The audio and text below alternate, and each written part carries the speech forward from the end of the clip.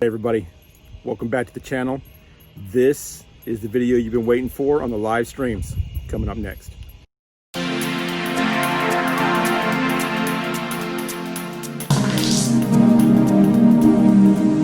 So let's get started with it, all right? Never mind the old mower noise in the background there. I apologize. Actually, it's not a mower. I think it's a weed eater. But regardless, let's get started. First one we're going to discuss is YouTube Live, right? So, how can I say this? Some of the pros, I guess, is if you have a huge following on YouTube, then it's probably a decent option to use YouTube Live. But disadvantages to using it are that if you don't have a bunch of subscribers, then you're not going to get really that much engagement with it, number one. Number two, it's really a platform that you have to announce on before you actually go and do it, because otherwise nobody's going to show up. And it doesn't really have that many features. Now, that could be because I'm using kind of a third hand to do my YouTube Live, but to me it didn't seem like it had a lot of features. That's kind of my input on YouTube Live. What I want to talk about is Facebook Live, right? So some of the pros that I noticed about Facebook Live was that it was easy to do, right? It was easy to start, easy to do.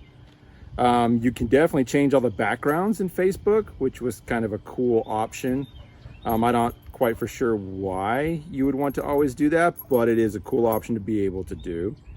And it was pretty easy to save it. All right, and I guess Lizzie wanted to make an appearance, so anyway. Yep, I'm trying to do a YouTube video here for everybody.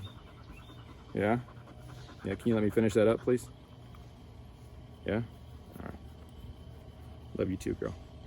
Some of the cons of Facebook was that it doesn't always record accurately. Right? So on the one that I had, the voice, the audio, and the video were messed up. They were out of sync when it saved. So that's not very cool if you're going to reuse it or repurpose it for anything that you want to do with the actual video that you made. Also too, it was kind of hard to save it out of Facebook. That's kind of my takes on Facebook Live. Twitter Live, right? Really easy to use. It was really easy to save. And as soon as you fire it up, it puts out a good broadcast to everybody that's on Twitter already. So I got some really good engagement with the Twitter Live, and also got some really good responses to it, some good likes to it. Pardon the dog bark there in the background. It's one of those things you get when you do videos in nature, I guess.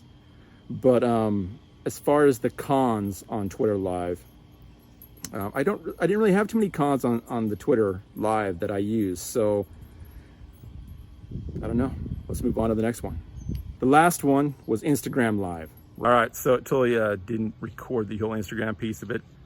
So let's cover Instagram Live right quick, all right?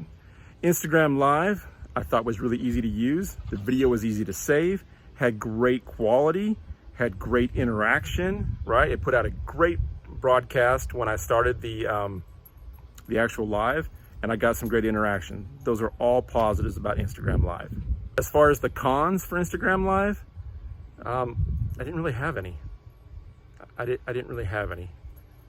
So the long and short of it is, for me, if I'm going to do live streaming going forward, I will either do live streaming on Twitter or do live streaming on Instagram Live, because they were the best in the test that I did. They would be my recommendation for anybody who's looking at doing live streaming today. Also too, don't be afraid. Don't be shy. Go ahead and hit the subscribe button. Hit the like button below if you like this video. And I hope that you guys have a great rest of your week. Until then,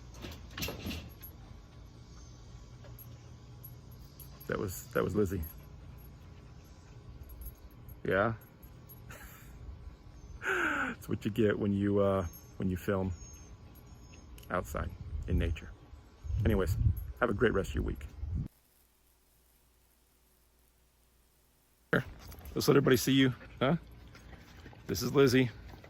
She was the one that was making the noises. Yeah, you say hi. Say hi to everybody. Hey, everybody in YouTube. Just joking. I want to say hi. Good girl.